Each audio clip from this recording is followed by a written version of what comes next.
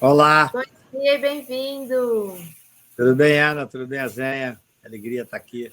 Tudo bem, Cacai? Obrigada por ter disponibilizado um tempinho para conversar com a gente.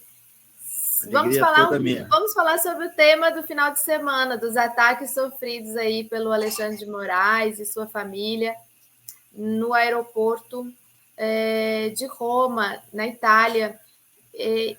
O Zanin também sofreu um ataque, uma abordagem semelhante há um tempo atrás, também em um aeroporto.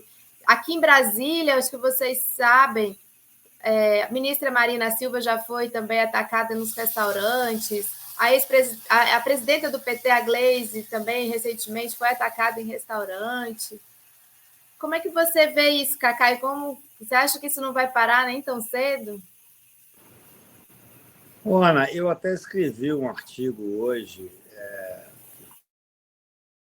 eu estou em Paris agora, sobre a gravidade dessa situação, né? Na verdade, o que a gente tem visto é que essa violência e esse ódio que foi alimentado pelo bolsonarismo, ele leva a essas situações extremas. Veja bem, o PT, muitas vezes, eu não sou petista, eu sou um cara de esquerda, mas não tenho filiação partidária. O PT muitas vezes levava um certo avanço assim nas relações que não era o ideal, mas nunca houve uma questão posta de forma deliberada como representação de um grupo. O bolsonarismo, ele representa a violência, ele representa a hipótese de tentar romper. Ele nem muito sabe o que está fazendo, na grande maioria, né?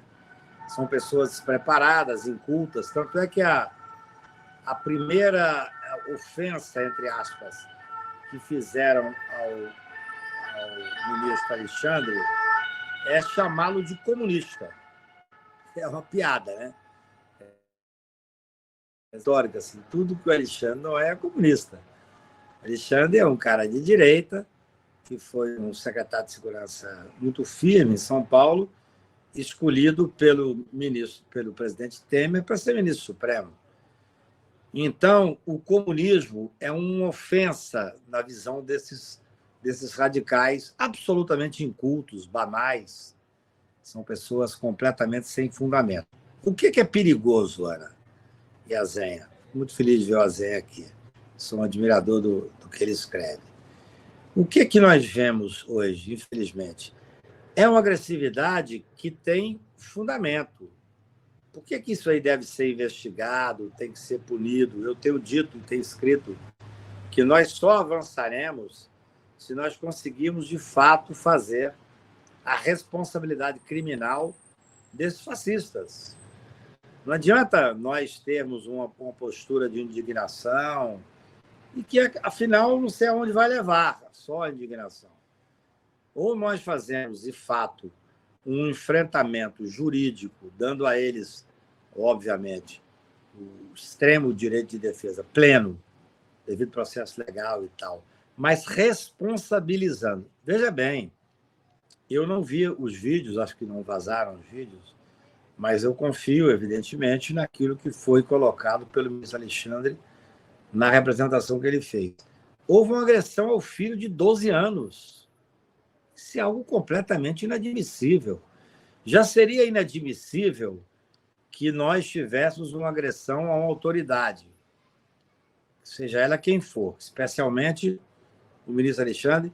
E aqui, viu, Azenha, eu quero dizer algo que eu tenho escrito nos últimos meses. Eu sou um crítico ferrenho do judiciário, um poder patrimonialista, um poder direitista, de manter o status quo. Se você pega a foto do Poder Judiciário do Tribunal de Justiça de São Paulo, são 300 e tantos homens brancos, homens, quase não tem mulher, vida classe média alta. Essa é a realidade. Porém, neste momento dramático que nós passamos, em que o Congresso foi omisso, o Congresso se omitiu, amaziou com a direita, a grande maioria de uma tentativa de golpe, bem ou mal, o que sustentou a estabilidade democrática do Brasil foi o Poder Judiciário. esse poder reacionário. É uma coisa incrível. O Barroso, que é um homem com formação de esquerda para algumas questões sociais e de costume, mas que é um homem de direita em relação à questão criminal, meu querido amigo, mas eu tenho divergências sérias com ele. O Alexandre, que é um homem fundamentalmente de formação de centro. Não interessa. Todas essas pessoas foram fundamentais, enquanto representantes do Poder Judiciário, para manter a estabilidade democrática. Nós teríamos tido um golpe, não tenho dúvida, não. Ou nós acreditamos nisso, ou nós não vamos prestigiar aquilo que é mais importante, que é manter a estabilidade democrática. Por que eu hoje escrevi, imediatamente, eu estou em Paris, escrevi ontem à noite ainda, um artigo, não é em apoio a Alexandre. Alexandre não precisa de apoio, ele é um homem completamente forte e independente, mas é em respeito ao que ele representa hoje nas instituições do Brasil. O Poder Judiciário manteve a estabilidade democrática.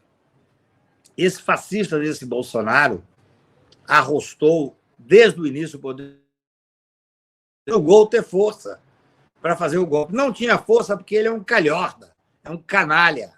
Ele não tem o apoio das Forças Armadas. Se tivesse, tinha dado o golpe.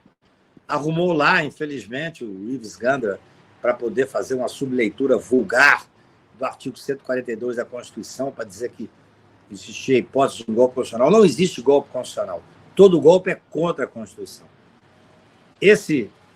Infelizmente, essa interpretação manchou de forma indelével a história do Ives Gandra. Não tem jeito. Na vida, Azenha, a gente tem que ter lado.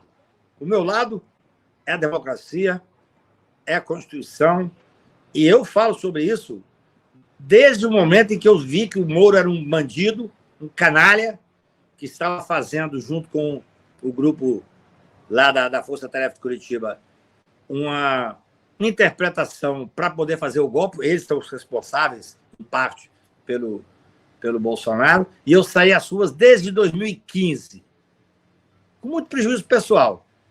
Perdi dezenas de clientes, mas não perdi a dignidade, não perdi a hipótese de fazer agora com a maior tranquilidade o que estou fazendo aqui agora, que é defender a estabilidade democrática. O Alexandre merece o nosso apoio, não só pelo fato de ele ser quem ele é e hoje representa como presidente do Tribunal Superior Eleitoral, mas pelo que representa o Poder Judiciário na estabilidade democrática do Brasil.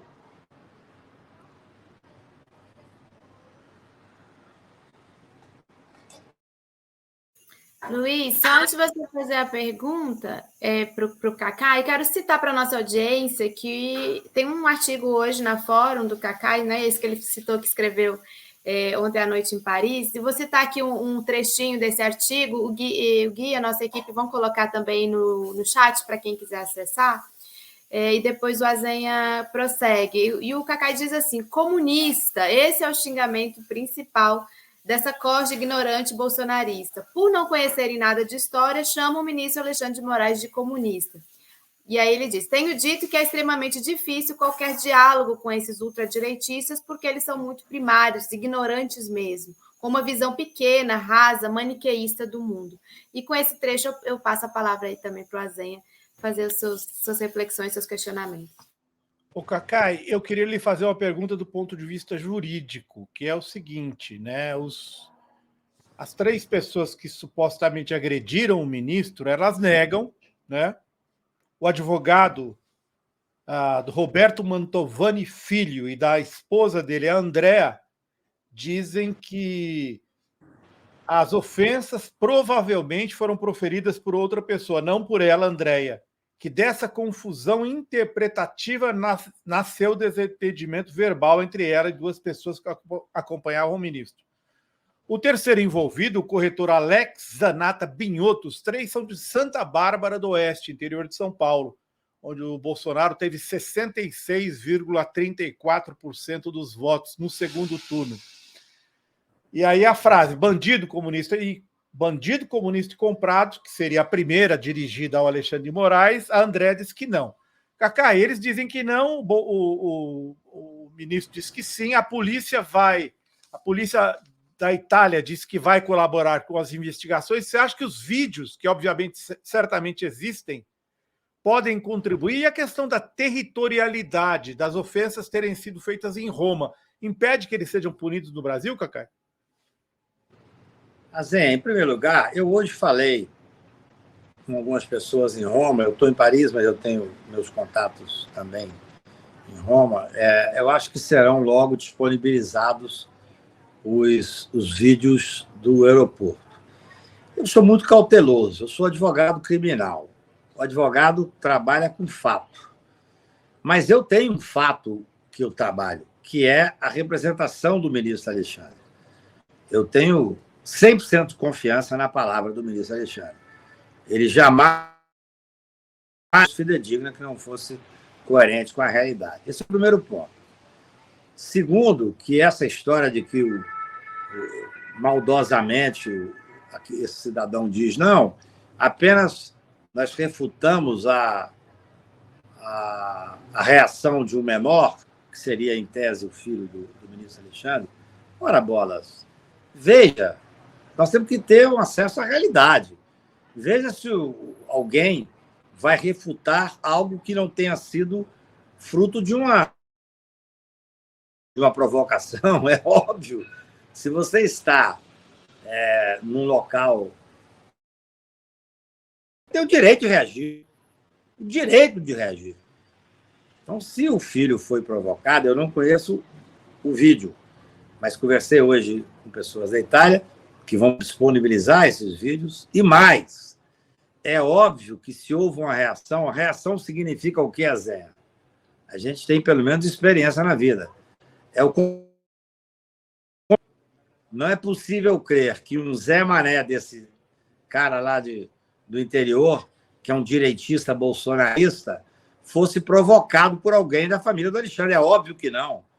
Se ele reagiu, ou ele, ou o filho, eu não sei, vamos ver o vídeo, é um direito reação. É um direito. Eu, desde 2015, cruzo o Brasil realmente num enfrentamento dessa direita. Eu nunca fui de molestar. Arte, penso eu, por causa da minha personalidade. Porque eu reagiria. Eu reagiria. E tem que reagir. Reagir é um direito do cidadão. Ora, bolas. Então, eu quero ter a tranquilidade de esperar isso. Mas eu não tenho nenhuma dúvida que eu confio 100% naquilo que está dito na representação do ministro Alexandre. E, além disso, na experiência óbvia que alguém reage a uma ofensa, é porque foi ofendido, ora bolas. E tem um detalhe, né? Nós temos que começar no Brasil, claro, a tentativa é fazer com que não haja mais agressão. Mas nós temos que nos posicionar. Não é possível que esses fascistas, que esses canalhas, continuem podendo fazer em qualquer lugar aos nossos ministros, representantes do Poder Judiciário, que salvaram o país e a instituição democrática no Brasil. Então, eu quero me solidarizar. Eu escrevi esse artigo ontem, muito em solidariedade a essa agressão, porque é muito diferente quando você tem uma agressão. Eu tenho amigos do Supremo Tribunal Federal que foram agredidos mais de uma vez, que é chato, que eu falo com eles e tal. Agora tem a família, tem uma criança de 12 anos, isso tem que parar. Nós, cidadãos brasileiros, com formação humanista, nós temos que nos indignar, nós temos o direito de reagir. Temos o direito de reagir. Não é possível que esses calhordas continuem a poder ocupar os espaços que estão ocupando. Por isso é que eu digo o seguinte, já disse mais de uma vez, já escrevi isso várias vezes. Nós erramos lá quando, após o golpe militar, nós não punimos os militares que mataram, que torturaram. Nós fizemos uma anistia que foi absolutamente errada, do meu ponto de vista, propiciou que o Brasil virasse essa coisa meio fluida que hoje é. Tivéssemos punido esse bandido desse Bolsonaro, quando ele foi votar o impeachment da Dilma e disse a homenagem aquele que torturou a Dilma, o brilhante Ustra, ele teria que ser cassado. A Câmara é absolutamente dependente de um grupo que vive desse bolsonarismo, que vive da direita e que vive de favores. Se tivéssemos cassado, primeiro, se tivéssemos feito lá atrás a punição, esse Bolsonaro não estaria na história do Brasil. Continuou um calhorda, um bandido. Ele assumiu, ele votou falando do brilhante Ustra. Olha que coisa grave. Olha que coisa grave. E se elegeu o presidente do Brasil. Então, agora, nós não podemos errar. Nós temos que ter a seriedade de fazer um enfrentamento com a história do Brasil. Muito. Tem lá 800 pessoas presas do golpe de 8 de janeiro. Vão ter que ser punidas e condenadas. Mas eu quero ver a condenação dos militares que fizeram essa possibilidade, dos que efetivamente contribuíram, porque senão o Brasil não é passado a limpo, Zé. Não adianta. Não adianta. É importante punir aqueles que estão lá, às vezes são realmente puxa de canhão. Faz parte da vida. Assumiram a responsabilidade histórica e nós não podemos deixar de agora fazer o contraponto. O poder judiciário, com todos os direitos garantidos, que eles não nos deram nessa malfadada Operação Lava Jato. Você sabe que eu sou um dos primeiros críticos dessa operação. E fui, com muito orgulho, o primeiro que entrou com a ABC 43, que veio a resultar na liberdade do Lula, do Zé Disseu, meu querido amigo, e de tantos outros. Depois, claro, com o apoio, eu sozinho não conseguiria, da OAB, de outros partidos e de vários intelectuais, como Lênio Streck, Juliano Breda e vários outros. Mas nós temos que nos posicionar. Não é possível que, a essa altura, nessa quadra da vida, nós agora vamos arrefecer para essa direita que dominou o país de uma forma nefasta. Nós somos hoje frutos de uma resistência que, olha, eu vou dizer o seguinte, se tivéssemos perdido essa eleição, eu estou aqui em Paris hoje, talvez eu ficasse por aqui, não voltava aí não. Porque era muito difícil, o ar estava irrespirável, entendeu? Então, eu acho que hoje esse apoio que nós temos que dar ao Alexandre não é um apoio ao ministro Alexandre pessoal, não. É também pessoal, já que está envolvido o filho dele. Eu tenho 3 filhos, que são a razão da minha vida. Eu acho que tudo isso tem que ser levado em consideração. Mas é a questão institucional. Esses direitistas ainda estão se sentindo à vontade para agredir um ministro do Supremo Tribunal Federal, presidente do nosso Tribunal Eleitoral. Ou nós tomamos uma atitude. Nós, que eu digo o Estado brasileiro, o Poder Judiciário, o Ministério Público Federal. Ou nós tomamos uma atitude, ou nós vamos continuar nessa instabilidade permanente. Isso não pode ser possível no Estado democrático de direito. O Cacai, você me fez lembrar, semana passada nós entrevistamos a Cristina Serra, a Cris Serra, jornalista, e ela acaba de lançar um livro que se chama Nós, Sobreviventes do Ódio, sobre justamente as contribuições e as reflexões dela ao longo desse período. E você acabou citando algo que eu ia te perguntar, que é uma espécie de comissão da verdade, o que deveria haver sobre esse período que o Brasil viveu aí nos últimos 10 anos, pelo menos, e que vai ficando cada vez mais evidente. A gente também trouxe aqui no programa todos aqueles áudios, por exemplo, do Moro com o réu com o qual ele se mancomunou ali, né, um juiz combinando com o réu, um réu que foi encomendado para ele que tivesse um gravador para gravar e fornecer informações para o juiz, ou seja, total corrupção do sistema judiciário, subversão do sistema judiciário brasileiro, levando que isso chegasse a ponto de ser sistêmico mesmo, e associado com esse método sistêmico também desse estilo bolsonarista. Só para compartilhar com vocês algo que a gente viveu aqui em Brasília também essa semana, o ex-presidente do Uruguai, Pepe Mujica, estava aqui em Brasília para o Congresso da UNE e reuniões aqui com o presidente Lula. Um jantar num restaurante foi hostilizado por um bolsonarista também, curiosamente, ele gritava Tarcísio, Tarcísio, atrapalhou o jantar e, felizmente, saiu de onde estávamos ali num carro de polícia, digamos assim, teve que prestar depoimento. Então, você vê que eles estão em toda parte e eles se sentem realmente impunes, totalmente impunes para fazer, seja no aeroporto de Roma, seja aqui em Brasília, ao lado de uma delegacia de polícia, do lado de toda a institucionalidade do governo federal.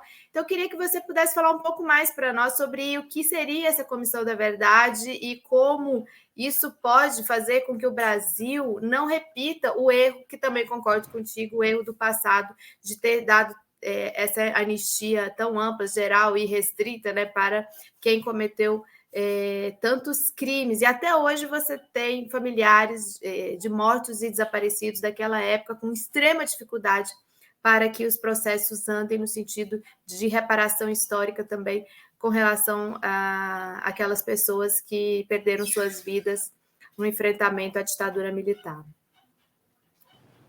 Olha, eu não sabia desse episódio com o Mujica, eu até quero registrar uma coisa aqui. Eu fiquei super chateado, que eu estava agora na Arábia Saudita, fui trabalhar lá e recebi um telefonema do Orlando, meu querido deputado, o último PC do B do Brasil, dizendo que queria fazer um jantar na minha casa com o Mujica. Eu fiquei tristíssimo, porque não dava tempo de eu voltar, porque eu adoraria ter recebido o Mujica e ele não teria sofrido essa indelicadeza. Foi justamente nessa noite. Que pena. Foi pena, porque eu queria muito ter recebido, sou um admirador incrível do Mujica. Veja bem, com muita propriedade, nós temos que hoje ter uma noção exata do momento que nós passamos no Brasil. Ou nós fazemos esse enfrentamento, quer dizer, claro, tudo isso tem um lado positivo, por incrível que pareça. Veja o que eu entendo.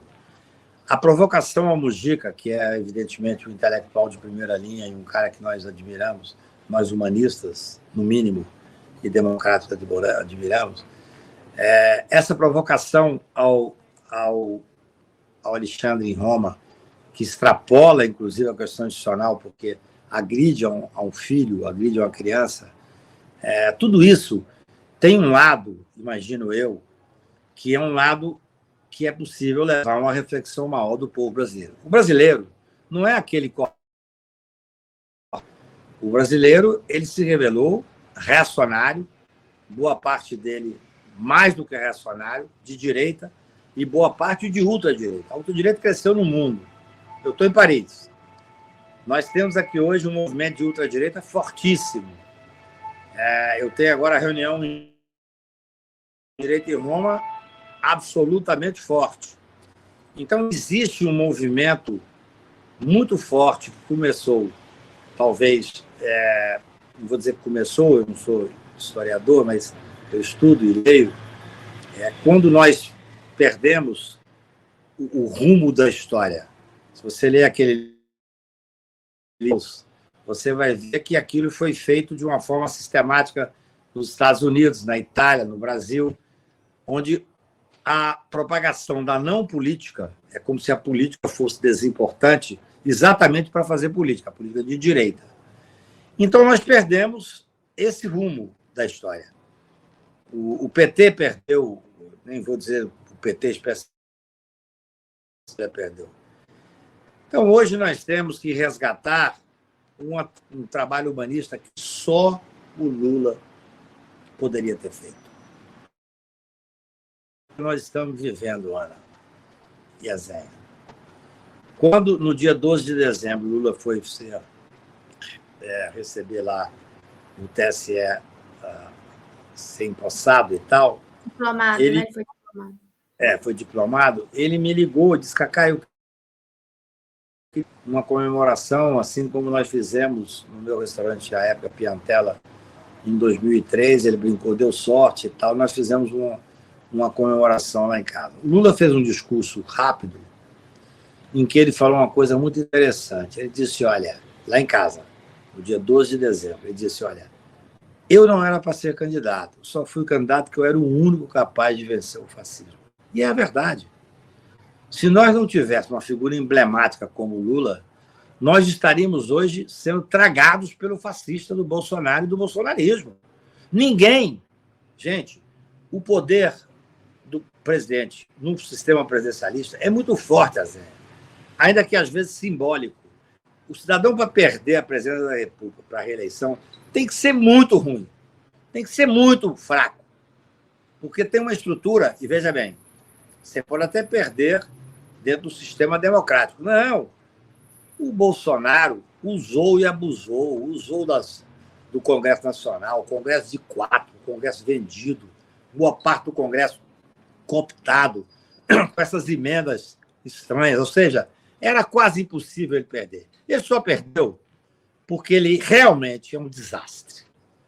Eu sou advogado do Ciro Nogueira, que é meu amigo, que era o principal ministro dele, e eu falava, Ciro, que bom que o seu candidato é esse desastre absoluto. Porque se ele fosse minimamente inteligente, ele não é nem racional, ele é um débil mental, ele é um indigente intelectual. Se ele tivesse vacinado, se ele tivesse feito qualquer gesto, teria sido eleito. Essa é a realidade. Nós salvamos o Brasil. O Lula salvou o Brasil. Eu estou aqui agora em Paris. Passei pela Arábia Saudita, fui à Turquia, fiz algumas viagens. É incrível, Zé, ver como o Brasil voltou a existir, voltou a ter representação nas mesas, seja em universidade, eu participei de debates lá em Portugal, seja com autoridades de outros países, eu participei agora de reuniões com representantes de países onde eu andei, porque o Brasil voltou a existir. O Brasil não existia. O Brasil era um nada jurídico, nada no espaço, quer dizer... Essa é a verdade, para a internacional. Então, eu não sei se respondo a você, Ana, mas a grande vantagem que nós temos do governo hoje é que nós voltamos a existir. O Brasil voltou. Eu estava sentado agora no almoço de uma fundação de determinado país importante, onde um príncipe, que é o presidente da fundação, pediu para conversar. O que eles querem? Eles querem conversar sobre o Brasil. Querem conversar sobre, especificamente, sobre meio ambiente. Nós éramos párias sociais, gente. Então, nós temos que ter calma, temos que ter noção da dificuldade que nós estamos enfrentando. Esses movimentos representam que a direita está ainda muito forte. Essa direita... Nós não imaginávamos, não sei vocês, mas eu sou um cara do interior de Minas Gerais, eu tinha grupos carinhosos ao longo da minha vida. Eu tirei várias pessoas do meu grupo. Eu não convivo com fascista. Tem uma frase que eu gosto, assim, se você está com 10 pessoas e senta um fascista e você não se levanta, são 11 fascistas. Eu não convivo, eu não dou margem a essas pessoas de conviverem com a minha vida, com o meu dia a dia. A intransigência? Claro que é intransigência. A intransigência é necessário, porque é algo que a humanidade tem que preservar. Eu me lembro que eu gosto muito do Freixo. O Freixo, para mim, é um grande nome da esquerda do Brasil. A primeira vez que eu vi a colocação entre barbárie e civilização foi na boca do Freixo. E acho que é isso que nós vivemos. É barbárie e civilização. Estou muito feliz de ver onde tenho andado. Cheguei ontem da Arábia Saudita, em reuniões que estava fazendo lá, do respeito que nós voltamos a ter internacional. Cheguei hoje em Paris, tem aqui alguns compromissos e tal, mas é muito bom saber que nós vamos voltar. Eu me lembro uma coisa importante, Azenha. Em 2021, eu estava em Lisboa, em novembro, o Lula era candidato a presidente da República.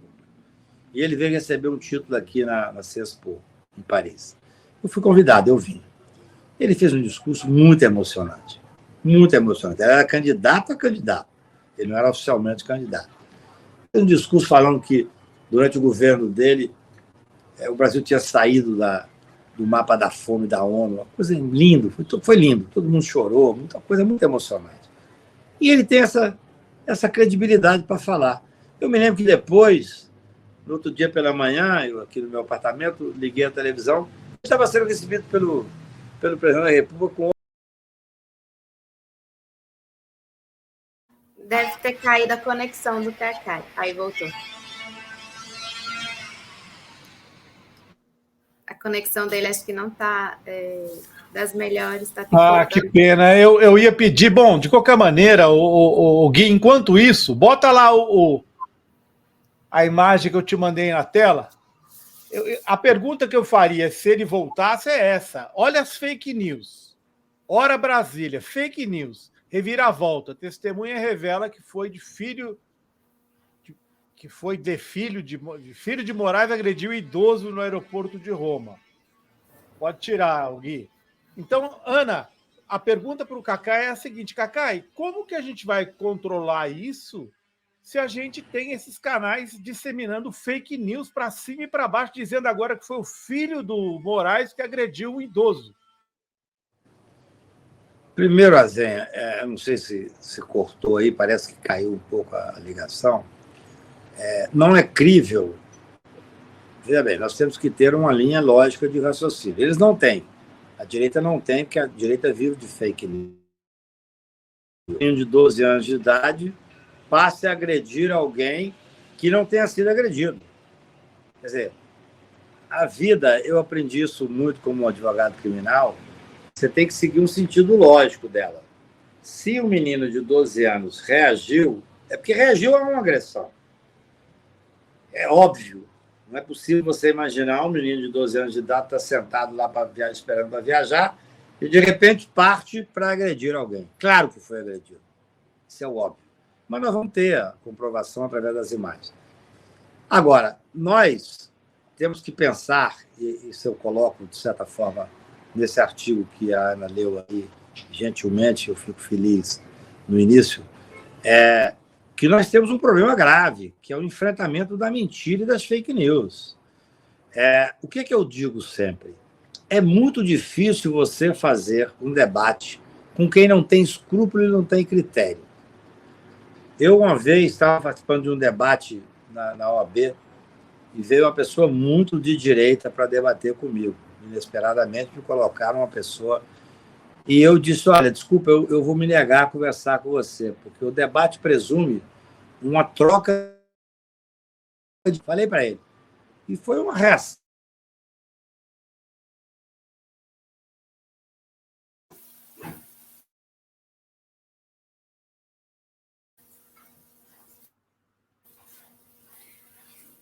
Tá caindo, Cacai, caiu um pouco sua conexão e agora a gente não te ouve.